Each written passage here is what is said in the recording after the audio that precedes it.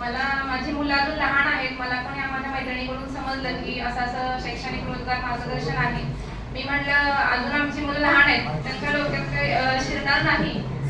तो बसून खरं तर कंटाळलेला आहे, पण तरी पण तिचं हे होतं की काहीतरी डोक्यात जाऊ दे, मुलांच्या काहीतरी डोक्यात जाऊ दे. आणि मी सुद्धा विचार केला की फक्त माझ्या मुलांसाठी करण्यापेक्षा माझ्या शाळेतल्या मुलांना किंवा माझ्या आजूबाजूला असणाऱ्या पालकवर्गाला सुद्धा हा फायदा होऊ शकतो. कारण मी एका शाळेमध्ये 14 वर्ष नोकरीला होते. आता माझी दुसऱ्या शाळेमध्ये बदली झालेली आहे आणि त्या शाळेतली मुलं जर पहिली ते 7वीची शाळा होती, 7वी पर्यंत येणारा जो हुशार विद्यार्थी असायचा आणि जो कमी असायचा, म्हणजे सगळी मुलं जर पाहिली तर मुंबईमध्ये मंडप कामाला जायची. म्हणजे हुशार मुलगा पण त्याच ठिकाणी आणि कमी बुद्धिमत्ता म्हणजे कमी असणारा अभ्यासात तो सुद्धा मंडप कामातच.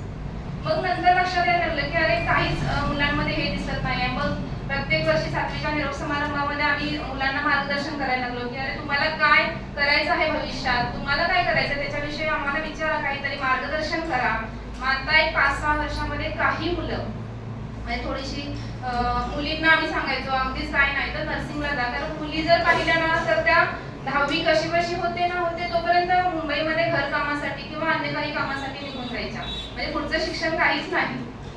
तर मग अशा मुलांना सुद्धा आम्ही काय करू शकतो, मार्गदर्शन यामार्फत करू शकतो. भविष्यामध्ये अशा पद्धतीचं कुठं मार्गदर्शन असेल, कारण हे 2 दिवसापूर्वी जस्ट कळलेलं होतं काय नेमकी रूपरेषा आहे हे सुद्धा माहिती नव्हतं. इथून पुढे जर कधी कळालं तर आम्ही नक्कीच या मुलांना म्हणजे अशा मार्गदर्शनाला पाठवू. आणि आजचं जे मार्गदर्शन आहे ना, म्हणजे इतकं माइंड आणि ब्रेन फ्रेश झालेला आहे खरं तर आमचा.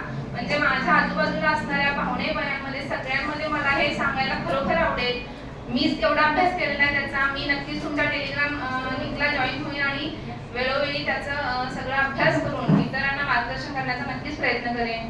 धन्यवाद सर.